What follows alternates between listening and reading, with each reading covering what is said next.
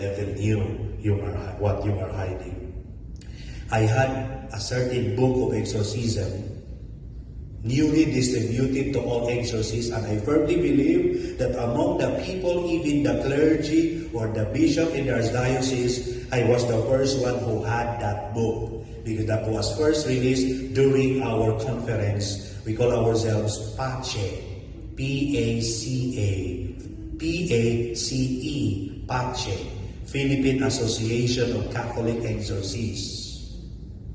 I had this book. One night I was reading the book and put the marker and the page for me to continue the following night or so, and then had my night prayer, went to bed. The following morning, I interviewed with the victim. Lo and behold, he discussed with me what I was reading last night, and he even knew where I put the marker. You know, sister, angels are not only with us, also demons are monitoring us. I was told by my fellow angel, Father, be careful, you are monitored by. So all the more, that should not cause us any fear at all. If you will know how much power the devil over you because you are baptized and you're the temple, not only that of the Holy Spirit, but that of the Triune God. For we were baptized in the name of the Father, and of the Son, and of the Holy Spirit. If you claim it, if you own it, I tell you, even if you go to hell, evil spirit will fly away because you know who you are, your identity. That you are not only baptized, but created in the image and likeness of God. If you only own that, you should not be afraid of demons. And you will realize instead that even demons are like clowns. Deception and deceiving. Deceiving us with many problems inside, but trying to scare us, but no. Evil spirits are like that. They are afraid of you, of each one of us. If we only live out our faith. Amen.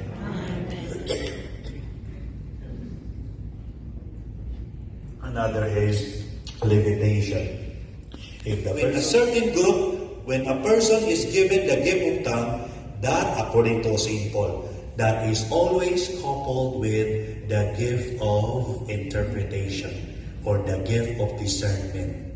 If nobody among the group can interpret what language is that, what words is that, better stop it. Then, what is the use of having that tongue without nobody can understand it? And charismatic will only people will tell us, Father, it is the language of the angel. Really? Who said that? No, angels are not speaking whatever language. They are only talking with their intelligence, in their mind. No words, whatever. They are spiritual beings. When angels communicate according to their thought, not any language. So we have to be careful with that kind of many testimonies out there. Amen. The extraordinary strength. I had this patient, a grade 10 student, thin, skinny, with a very thin arm. And the work of his father was making this huge and hardwoods furniture.